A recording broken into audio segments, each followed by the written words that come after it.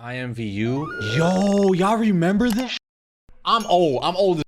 My sister used to play this game, and then I found out about it, and then I remember I was over at my friend's house, and we were playing IMVU, and then his dad caught us playing it, and he's like, go outside.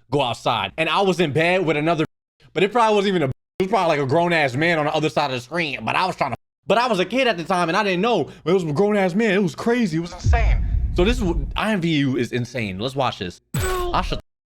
Bro, what am I even saying in these intros? What up, YouTube? Good afternoon. I hope you're doing good. Make sure to like, comment, subscribe. Visual Ventures, the great content. Great. I'll shut up. Let me play the video. Do you want a date? I'm 24. I think there's a bit too much of a gap. Let's date, but we should be a bit low-key about it because of the age difference. Dude. Okay? What? If you could be anyone in the world, what would you be? Would you be a supermodel stunning people on runways, or rock star playing music in front of millions of people? Well, on the online game IMVU, you can be both. IMVU, or Instant Messaging Virtual Universe, launched in 2004. It's a massive multiplayer online role-playing game that allows users to create their own avatars and connect with each other virtually. What makes IMVU so unique is that instead of being your average online game, it's more of a collection of chat rooms that you can visit with your 3D avatars. It's crazy. Like Roblox, you can design your own virtual environment. Sounds fun, right? Well, it's more dangerous than you think. From catfishes and scammers to online preds, IMVU is home to some of the worst people on the internet. So buckle up and get ready, because today we're gonna uncover the disgusting world of IMVU. Inappropriate advertising. IMVU isn't the most well-known game, but it's had a shocking number of controversies. When it first started, IMVU... Damn, Kenji, you old. Yo, don't start with me, chat. What's up with y'all? Can we watch the video? Y'all are on my... The video didn't even start. It was G-rated, appropriate for all ages. In the late 2000s, IMVU rebranded themselves to bring more people onto the platform. But instead of leaning into the kids market like a lot of other companies did, they went down a spicier road. They redesigned their avatars, so instead of looking like your average video game character, they look like young adults ready to go clubbing. It's IMVU so cool. Also started producing some questionable ads. Dude, you can go in the bed and the other person could sit in the bed with you. And I was so excited because I'm a little ass kid. I'm like, oh my God, I'm about to someone. It was so cool, but like, I guess dangerous at the same time, because I was definitely super young. Themselves were raunchy and you a victim. Where these ads were being posted was the real problem. These ads were known to be prominently shown on YouTube, flash game websites, and even porn websites. So why was IMVU showing kids the same ads they posted on NSFW websites? When it came to their advertising strategy, no age group was off limits. They wanted to lure anyone they could to IMVU. Oh, hell no. Since then, IMVU has doubled down on their explicit branding, turning it into something that resembles a virtual Tinder. And not only does IMVU still advertise— That was me and probably like a 40-year-old guy when I was like 8. Oh my God. To kids. They now sell something called an access pass. With this pass, users can access adult content like explicit clothing and the ability for their avatars to do some really inappropriate animations, if you know what I mean. Like and while this. it's harder for kids to access this side of IMVU, it's not impossible. Now let's take a closer look at IMVU's community. A lot of drama happens there on a daily basis, and it all boils down to one thing: catfishing. The catfish who faked her death. What? The IMVU community depends entirely on its in-game currency called credits. Credits let you buy things like clothes, accessories, and items for your avatar. They can also be used to upgrade your membership status. Yo, chat, is this still a thing, bro? It gotta be, right? It makes way too much money. Other benefits. While some people get credits by doing surveys, watching ads, or buying them, there are other people who get them by cheating. And these people are none other than IMVU's catfishing. A catfish is someone who uses fake pictures of themselves to trick people into believing there's someone else. And while the whole point of IMVU is to roleplay as someone else, the game also allows users to post pictures of their in real life self along with their IMVU avatars. That's where the catfishes come in. They use a fake picture of themselves and flirt with you in an effort to get credits from you. It happens often. Oh my God, I know what I'm doing tonight. Monkey. I'm making that money. But among these catfishes, none were as infamous as a user known as That Girl Tyra. In 2021, an IMVU YouTuber Supasi uploaded a series of videos exposing the user That Girl Tyra for catfishing multiple people. What? It started when one of Tyra's ex-friends messaged C with his story. She has an Instagram, but it can't be her. Every time I asked to FaceTime, I either got blocked in her picture or screenshots. She doesn't even crop right. After taking a closer look at Tyra's account, it seems seemed clear to C that something was Yo. off. C knew that real Instagram photos filled the whole frame, and Tyra's photos didn't do that. If you guys look at this white line right here, it low-key do look like a screenshot. Hold up, you see this, y'all? Y'all see that white line? Oh, There were multiple snap. people who were involved with Tyra on IMVU, and all of them had similar stories. She ever shows her face to you when y'all FaceTime? He's like, no, she's scared to. She make up excuses not to. Then she made her Instagram page. Chat, how, like, on a scale of 1 to 10, how bad is catfishing? Have you ever got catfished before? That's one. That's the first question. And on a scale of 1 to 10, how bad is it? This wasn't a small account either. Tyra had over 50,000 followers on IMVU. After C released multiple videos about Tyra, more people from the IMVU community started to realize she was a catfish, but no one expected what happened next. She said Tyra passed away. I feel so bad. And look, it said highlights 1 week ago. This More information on the funeral service. Go to my mom's page on Facebook. It's all there. Guys, I'm dead. I'm dead. Go to my mom's Facebook page. I'm dead.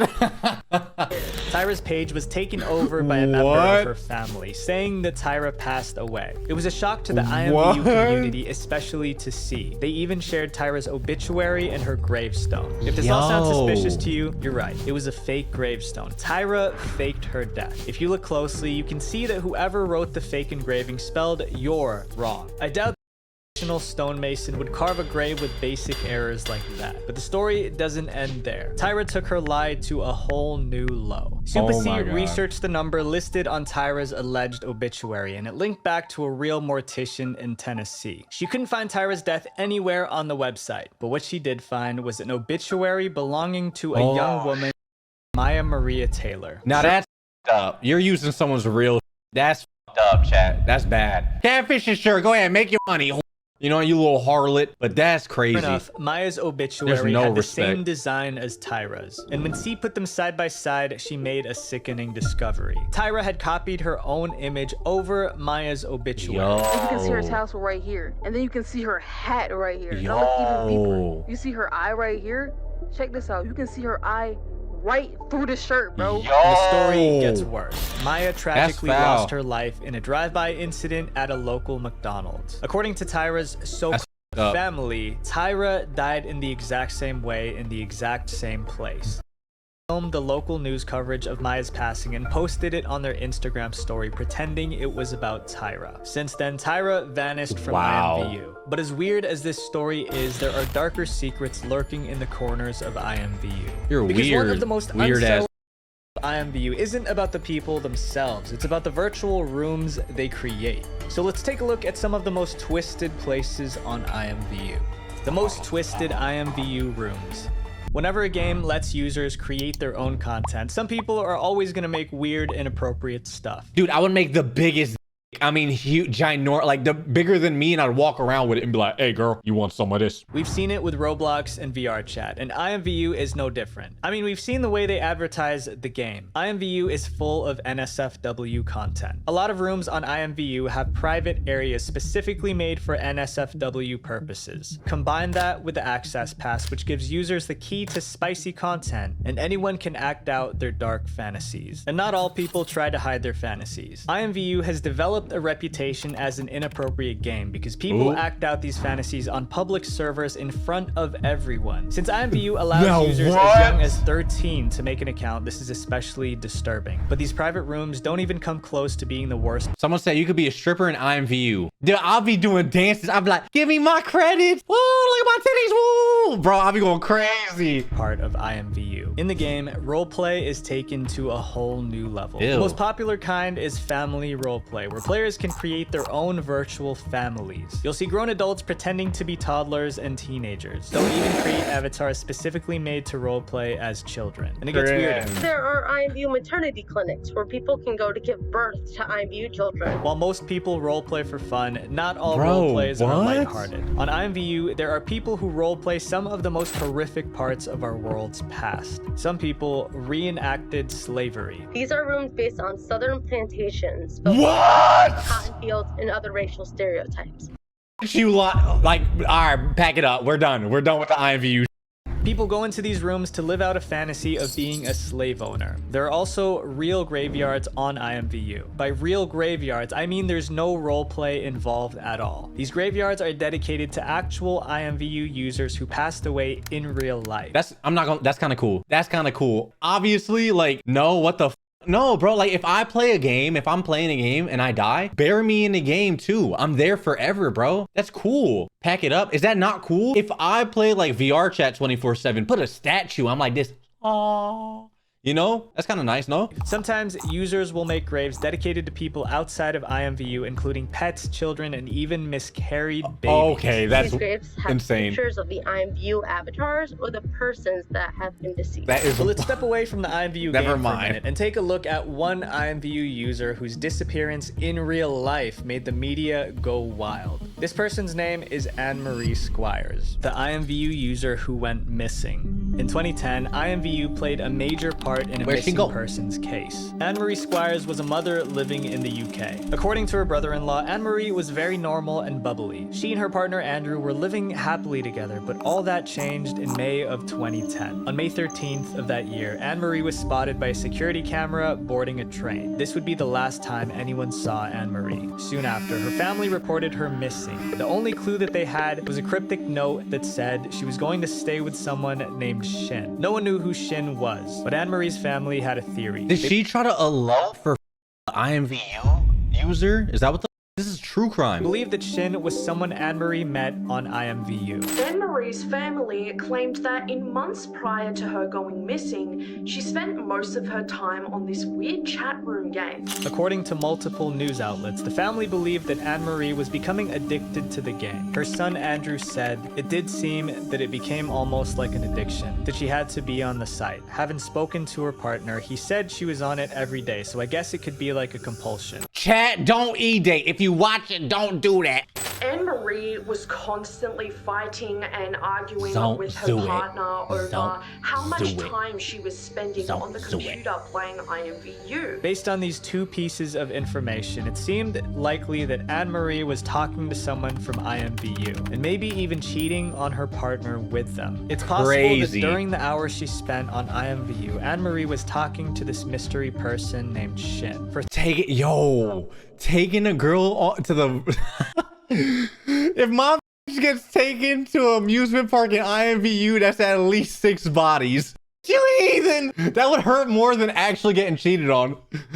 You went to the amusement park. You went to Disney with a. 3 long weeks, her family was left without answers until the police came back with news. According to the Salisbury Journal, Anne-Marie had walked into a police station a month after her disappearance to report that she was okay. We're not sure where this police station was, but there was information that she was in the US. But there's another detail that makes everything a little bit more complicated. Anne-Marie begged the police not to tell her friends or relatives where she was. Her family was devastated. That's a W for her then, bro. What do you mean family was that? Sometimes you gotta choose yourself. Leave your man, leave your broke ass man. Find you an IMVU boyfriend and just fly over. It sounds crazy, but just get on the plane, fly over. You know, have fun. And then when you get there, "We're gutted," her sister said to the Salisbury Journal, "but at least we know she's safe and well." To this day, no one knows where Anne-Marie is or the identity of Shin. But it goes to show that anyone can get sucked into an online addiction to a virtual world like IMVU. But now we're gonna like, do you think the IMVU couples are like, hey, you wanna? Yeah, sure. I'm logging in right now. You know, they fucking both go their separate ways, get on their setups and just start typing. step away from the IMVU game and take a closer look at a platform you're probably familiar with. YouTube. There's a lot of IMVU content on YouTube, and not in a good way. We're about to dive into the toxic world of IMVU. Dude, what is wrong with my eyes? IMVU YouTube is disgusting. IMVU content extends way beyond the confines of the game itself. Some people use avatars and rooms in No one was gonna tell me my eye was lazy. I had to go check the mirror. Are y'all serious right now? Y'all some hating ass. How long was it? How long was it like that? Oh my god, y'all! No one was gonna tell me. What the? is wrong with you? IMVU to create narrative videos for YouTube. Remember those family role players we talked about earlier? Well, a lot of them use YouTube as a way to create virtual family vlogs and stories. But some of these stories are disgusting. The thumbnails and titles of these videos are questionable, and the avatars used to act out the characters look way too young. The creators do this on purpose to produce the inappropriate content. Oh my Oftentimes, God. these storylines will have to do with romance and guys cheating on girls and gangs. These videos will even depict explicit acts between family members, and some people love them. But the majority of the comments on that video are actually calling the creator out for how disgusting the video is. If you thought this was the last of the messed up stuff IMVU has to offer, think again. There's another dark side to IMVU, one that's more disturbing than anything we've covered so far. There's more? This next chapter is the story of one of the worst preds IMVU has ever. Pablo Sunny, the pred who got caught. Mama Max is a YouTuber who dedicated his channel to shedding light on child exploitation. In May 2022, he uploaded a video talking about his hunt for an IMVU user named Pablo Sunny. So he disguised himself as a young IMVU user named Kawaii Kitty and visited a room called that silhouette got ass! the Sexy Singles Club. This is where he met Pablo. Hi. Hi there. Do you want a date? I'm 24. I think there's a bit too much of a gap. Despite saying this, Pablo invited Kitty to a private room. Max was unable to show what happened in that room, so we can only imagine what Pablo tried to play out with someone he thought was a kid. But little did he know that behind that avatar was an experienced pred hunter who was gathering the evidence to expose Pablo to the world. So Max dug even deeper. He went through Pablo's friends list to see if he could get more information from them, but he ended up discovering something worse. Everyone Pablo followed on IMVU was young and vulnerable. At this point, it seemed pretty clear that Pablo was preying on young girls. Max needed more evidence, so he continued to talk to Pablo to lure him into that ain't a rollie, you broke. My fault. Trusting his Kawaii Kitty character. Eventually, Max was able to get Pablo's Discord where they kept talking. Then something unexpected happened. IMVU disabled Mama Max's fake account. No warning, no reason given, gone. This is a problem that many IMVU users have experienced. Lucky for Max, he gathered enough evidence to take Pablo Sunny down. Mama Max created a new IMVU account and sent messages to Pablo's entire following explaining to them the messed up things Pablo did. Max also sent messages to Pablo threatening to call the police if he didn't agree to a call on Discord. When Pablo saw this, he freaked out, but reluctantly got on a call. Max then had a voice actress pretend to be Kawaii Kitty. He told her what Pablo as Max listened in on the call. Max proposed a deal. If Pablo gave Kitty his Instagram handle, all the evidence would go away. Max wanted this so he could get a picture of Pablo's. When Pablo responded, he admitted what he did was wrong. My boundaries is I don't want you to have more of my personal information, because then you can actually like just decide one day that you want to like, you know, like I can't have that looming over my back. Like, can I make you something? Can I make you a song or something? Pablo knew. Can I make you a song? That's the first time I've ever heard that before. Listen, I'm sorry, I'm a big diddler. Can I like make you a song? What the f would this song sound like? I'm sorry for diddling you. Knew he messed up and offered to write a song to make up for it. It's just completely ridiculous. But in the end, it didn't matter if Pablo gave Max his Instagram or not. Max was recording the whole conversation, which meant more evidence for the authorities. But not everyone can be saved on IMVU. Sometimes these monsters cause so much damage that it cannot be reversed. In this tragic story of Zara Baker, evidence of a crime was gathered from IMVU. The worst criminal on IMVU. Zara Baker was born in November 1999. At just 5 years old, she was diagnosed with cancer. Because of this, Zara wore hearing aids and lost one of her legs. But even having gone through this, Zara remained optimistic. Family friends remember the girl was constantly smiling despite her health problems. After Zara was born, her mother suffered from something called postnatal depression. It can happen to mothers after they give birth and can be so difficult that the mothers are unable to look. I had that every time I take a after their children. Because of this, Zara's father, Adam Baker, separated from her mother.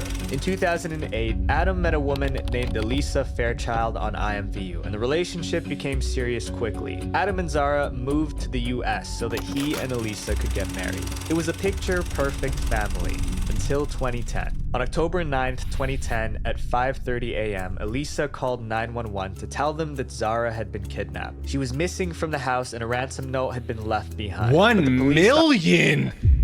I f***ing love my kid, but like, dude, holy you're asking, that's a lot. That's a whole lot you asking for. What the f you mean $1 million? In this economy, I could get you a 4 for 4 on my way. I don't know what else you want from me. Thought something was off. There was no sign of kidnapping anywhere in or around the house. So they had Elisa take a lie detector test, and when she failed it, she cracked, which she then told the police would make any parent scream. She led the police to various places around California where the police would find what remained of Zara Baker. Elisa's explanation was that Zara had passed from an unknown illness, and since Adam wasn't a documented American citizen, they couldn't go to the police in fear of being arrested. Adam was the one who dealt with Zara after she passed and helped hide her around California. But this wasn't true. When the police interviewed Adam, they determined that he wasn't involved with the case at all. It turns out that Adam was nowhere near the location Zara was found on the night she was hidden, but Elisa was. The police also determined that Zara's passing wasn't because of natural causes, so that can only mean one thing. According to multiple news outlets, the police discovered that Elisa was taking part in Chainsaw Massacre roleplays on IMVU just days before Zara's passing. With such strong evidence working against her, Elisa pleaded guilty on trial. Adam was in the courtroom that day, and what he said to Elisa is heartbreaking. Elisa, I trusted you with the most precious thing in my life. Not only did you lie to me, you lied to Zara. There are no words to explain the hate I have for you and the loss I suffer every day. Zara's real mother, who hadn't seen Zara since she was 8 months old, had this to say: I never got to say goodbye. I never even got to say hello. The internet can be a dangerous place. If you're not careful, it'll consume you and rob you of your happiness. He's gonna say it. So if you're online for too long, especially in a game like IMVU, take a break and go touch grass, because life is too short to be wasted behind a He's gonna say it. Visual venture. Make sure you guys click my link in the description to play War Thunder now.